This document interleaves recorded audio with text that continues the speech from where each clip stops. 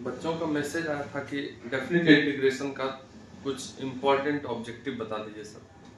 तो definite integration में ये 3 रूल है जिससे 100% ऑब्जेक्टिव आएगा बोर्ड एग्जाम में। इस तीनों से एकदम श्योर है कि आना ही आना है और डायरेक्ट आना है, तो सीधा आंसर ही करना है। जैसे पहला रूल क्या है, फर्स्ट रूल में यहाँ पे लिखा हुआ है कि किसी फंक्शन का इंटीग्रेशन a से b में अगर लिखा हुआ है तो अगर हम इस लिमिट को चेंज कर दें, b को नीचे, अपर लिमिट को नीचे, लोअर लिमिट को ऊपर कर दें, तो सिर्फ माइनस साइन बाहर आ जाएगा, बाकी कुछ नहीं। जैसे क्वेश्चन एक बार आया कि कोई फंक्शन है, मान लेते हैं ये 5x लिखा हुआ है और इसका इंटीग्रेशन a से b प्लस इसी फंक्शन का इंटीग्रेशन b से क्या होगा। ऑप्शन में 3-4 लिखा हुआ है, तो आंसर क्या होगा इसका? 0 होगा। कोई ज्यादा परेशानी वाली बात नहीं। अगर हम इन दोनों को चेंज कर दें तो बस एक माइनस साइन बाहर आ जाएगा, मतलब इसका ये माइनस है और इसका ये माइनस है, तो दोनों को जोड़ने पर आंसर कितना होगा? 0। तो ये क्वेश्चन डायरेक्ट अगर आता है तो सीधा सीधा 0 होगा। और दूसरा मोस्ट इंपॉर्टेंट प्रॉपर्टी क्या है कि अगर किसी फंक्शन का इंटीग्रेशन, ये तो श्योर है कि आना ही आना है, अगर किसी फंक्शन का इंटीग्रेशन माइनस से प्लस में किया है, सेम लिमिट है, जैसे यहाँ माइनस a है तो यहाँ प्लस है, जैसे यहाँ माइनस में 2 रहेगा तो वहाँ प्लस में, जैसे यहाँ माइनस में पाई बाई 2 है तो प्लस में पाई बाई 2। तो अगर दोनों लिमिट में सिर्फ साइन का अंतर हो, माइनस प्लस का, तो फंक्शन का इंटीग्रेशन 0 होता है तब जब वो फंक्शन ऑड फंक्शन हो। अब ऑड फंक्शन कैसे होता है?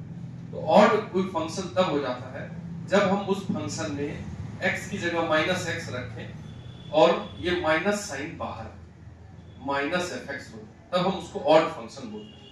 और जानबूझ के यही फंक्शन दिया जाता है जो फंक्शन ऑड हो और उसका आंसर 0 होता है, लेकिन हम लोग बनाने लग जाते हैं तो उसमें टाइम ज्यादा लग जाता है या फिर गलती कर जाते हैं। तो जैसे ऑड फंक्शन, कुछ ऑड फंक्शन कौन कौन सा है? जैसे साइन एक्स है, अगर साइन एक्स का इंटीग्रेशन माइनस में पाई से पाई हो जाए तो साइन एक्स एक ऑड फंक्शन है, क्योंकि अगर x की जगह माइनस एक्स रखेंगे तो माइनस साइन बाहर आ जाएगा। तो कभी भी अगर साइन का इंटीग्रेशन माइनस से प्लस में हो तो 0। यहाँ माइनस से प्लस में कुछ भी लिखा हुआ, माइनस पाई से पाई हो, माइनस पाई बाई 2 से पाई बाई 2 हो, माइनस 2 पाई से प्लस 2 पाई हो, तो सबका आंसर 0 होगा। और इस साइन पे अगर मान लो पावर भी दे दें, पावर 2 नहीं देना, अगर साइन स्क्वायर x दे दें तो साइन स्क्वायर x में अगर x की जगह माइनस x दोगे तो माइनस बाहर आएगा, लेकिन स्क्वायर होने के कारण प्लस हो जाएगा, इसलिए ये नहीं है ऑड। लेकिन साइन क्यूब x हो या फिर साइन 5x हो या फिर साइन पे पावर 7x हो, इसका अगर मान लो माइनस पाई बाई 2 से पाई बाई 2 पूछे साइन क्यूब x,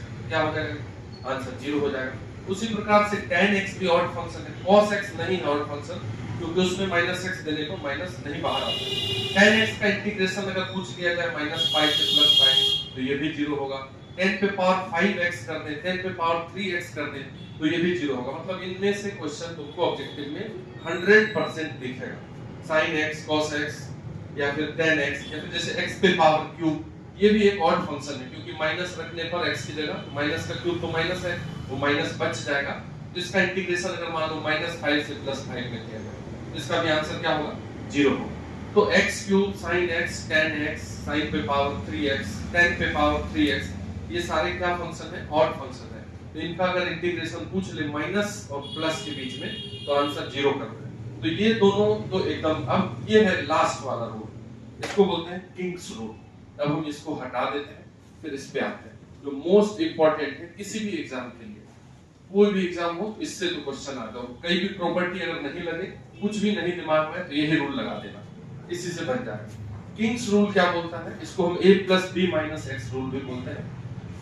तो इसमें क्या है कि अगर किसी फंक्शन का इंटीग्रेशन a से b में है तो इन दोनों लिमिट को जोड़ दीजिए और उतना माइनस x रख दो x की जगह पे। यहाँ जो x है उसके जगह पे अगर ये रख दिया जाए a + b - x, तो इंटीग्रेशन का वैल्यू सेम होता है। a से b में अगर इंटीग्रेशन fx का है तो a से b में हम f of a + b - x का इंटीग्रेशन करेंगे तो आंसर सेम ही सेम आ गया। जैसे मान लो कि अगर कोई पूछ ले कि sin स्क्वायर x का इंटीग्रेशन, एकदम दिमाग में रखना 0 से पाई बाई 2 में क्या होगा, ठीक?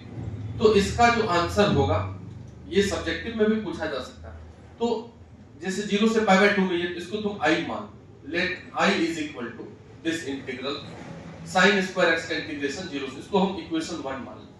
अब अगर ये किंग्स रूल लगाते हो, a plus B minus X rule लगाते हैं हम, तो a plus B minus X rule अगर इसमें हम लगाएंगे तो a plus B minus X rule क्या बोलता है कि अगर किसी इंटीग्रेशन में फंक्शन में x की जगह पे इन दोनों लिमिट को जोड़ दी तो 0 प्लस पाई बाय 2 क्या होगा, पाई by 2, pi by 2 minus x रखे तो कोई चेंज नहीं होगा। ये हो गया 0 से पाई बाय 2 साइन स्क्वायर x की जगह रख दीजिए पाई बाय 2 माइनस x। पहले इन दोनों को जोड़ दिए पाई बाय 2 माइनस x, तो कोई वैल्यू में चेंज नहीं होगा। तो इसको कैसे बनाएंगे, एकदम हिट कर लो कि ये question a plus B minus X से आएगा, दूसरा भी आ सकता है वो भी लिखेंगे अभी। तो i इज इक्वल टू, ये हो गया 0 से पाई by 2 sine pi by 2 minus x होता है cos पाई बाय 2, तो cos square pi by 2 cos square x, sine pi by 2 minus x होता है cos x, तो ये हो गया cos स्क्वायर x dx। तो ये हो गया दूसरा। ये फर्स्ट और सेकंड दोनों बराबर ही है, फर्स्ट भी आई है और ये सेकंड भी आई। तो मतलब अगर कभी cos sin स्क्वायर x का इंटीग्रेशन 0 से पाई बाय 2 में पूछे तो cos स्क्वायर x का भी इंटीग्रेशन वही होता है। अब अगर इक्वेशन 1 और इक्वेशन 2 को जोड़ दिया जाए, इक्वेशन 1 प्लस इक्वेशन 2, इधर हो जाएगा i प्लस i 2i और इक्वल टू, तो यहाँ 0 से पाई बाय 2, यहाँ भी 0 से पाई बाय 2, अंदर वाले दोनों को जोड़ दीजिए तो sin square x plus cos square x 1 हो जाएगा, तो ये 1 into dx। और 1 का इंटीग्रेशन क्या होता है, 1 का इंटीग्रेशन होता है x, और x में हम लिमिट रख देंगे, एक बार ये अपर लिमिट पाई बाय 2 और एक बार लोअर लिमिट 0। तो यहाँ से हो गया 2i is equal to, upper limit pi by 2 रखो तो पाई बाय 2 और माइनस ये 0 रखने पर तो 0 ही होगा, तो i is equal to pi by 4। तो इसको तो तुम याद कर लो, अगर कहीं भी पूछ लिया जाए, एकदम पूछता है sin स्क्वायर x का इंटीग्रेशन 0 से पाई बाय 2, तो ये आंसर होगा पाई बाय 4। ठीक, जो आया अगर ऑब्जेक्टिव में पूछेगा सीधा, अगर sin स्क्वायर की जगह cos स्क्वायर भी लिखा हो 0 से पाई बाय 2, इसका भी आंसर होगा पाई बाय 4 दोनों का, क्योंकि ये इसमें अगर पाई बाय 2 माइनस x रखेंगे तो cos स्क्वायर x होगा। मतलब हम sin स्क्वायर x को पूछा गया तो पहले cos स्क्वायर x में कन्वर्ट कर दिए, फिर ना दोनों को जोड़ दिए तो बना दिए क्वेश्चन, दोनों सेम ही चीज है, दोनों का वैल्यू सेम ही आएगा। तो ये दोनों ऑब्जेक्टिव में भी पूछा जाता है, sin स्क्वायर का इंटीग्रेशन cos स्क्वायर का इंटीग्रेशन 0 से पाई बाय 2 में अगर हो तो आंसर पाई बाय 4। अब इसी को थोड़ा सा एक सब्जेक्टिव क्वेश्चन, जैसे कि मान लो क्वेश्चन ये पूछ लिया जाए, अब यहाँ पे है sin x और ये रूट cos x, नीचे भी sin x under root plus cos x under root dx।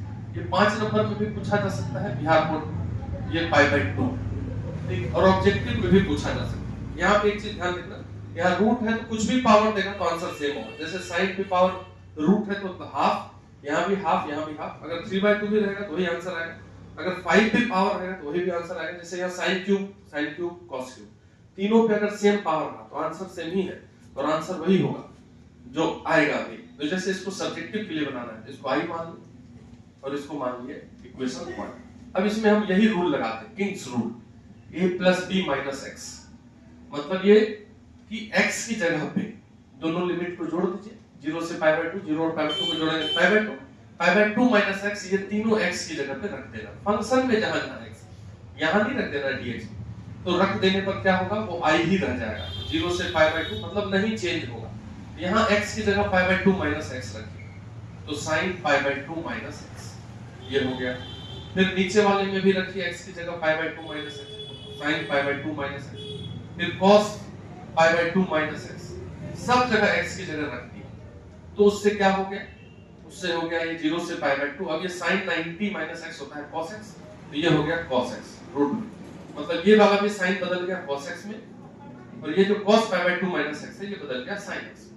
तो कुल मिलाकर के हमको क्या दिख रहा है कि जो ये आया और जो दिया हुआ था इसको मान लो 2, अब दोनों को अगर जोड़ दो 1 और 2 को, इधर i प्लस i हो जाएगा 2, 1 और 2 को जोड़ने पर हो गया 2i, और 2i इज इक्वल टू 0 से पाई बाय 2। अब इस दोनों को जोड़िए, दोनों का जो डिनोमिनेटर है सेम है, एलसीएम में वही लिख देंगे, root under sin x plus root under cos x, क्योंकि इसमें भी root under sin x plus cos x, इसमें भी root under sin x plus cos। अब ऊपर वाला इसमें एक sin x है रूट अंडर और इसमें है cos x। देखो जोड़ने के बाद अचानक से एकदम सिंपल फंक्शन हो गया, ये दोनों कट गए तो 1 हो गया। 1 का इंटीग्रेशन क्या होता है, अभी जो जैसे निकाले थे 1 का इंटीग्रेशन, उसी प्रकार से ये कट के 1 हो गया, तो 1 into dx, 1 का इंटीग्रेशन होता है x, इसमें अपर लिमिट रखिए π/2 और लोअर लिमिट रखिए 0। तो यहां से क्या आ गया 2i इज इक्वल टू, यहाँ पे x की जगह π/2 रख दीजिए और ये 0 रखने पर तो 0 ही होगा। i इज इक्वल टू क्या निकल गया π/4। इसका भी आंसर π/4 होता है, इस क्वेश्चन का भी आंसर π/4 ही होता है। तो ये याद रखना है, इस क्वेश्चन को एकदम याद रखना है। यहाँ sin x पे कुछ भी पावर हो और अगर sin x cos x हो, जैसे तीनों के रूट है, तीनों पे 3 पावर होता, तीनों पे 3/2 पावर होता, तो सबका आंसर π/4। ऑब्जेक्टिव के लिए भी ध्यान रखना, अगर ये sin की जगह पे tan x दे दे हम, जैसे ऐसा क्वेश्चन लिख दे, sin की जगह पे tan x और फिर इस sin की जगह पे tan और cos की जगह पे cos, तो भी इसका भी आंसर वही आएगा सेम π/4, क्योंकि जब इसमें भी रूल लगाएंगे तो ये सेम इसी प्रोसेस से बनेगा और आंसर π/4 होगा। तो इस क्वेश्चन को भी याद रखना, ये भी क्वेश्चन आने वाला है, ठीक है। इसको एक बार जरूर देख लो, 100% 5 नंबर पे भी आ सकता है, ऑब्जेक्टिव पे भी आ सकता है। एक बार इसको देखिएगा, इससे तुमको 3 4 5 प्रॉब्लम इतने से बन जाएगा, एक बार जरूर देख लेना।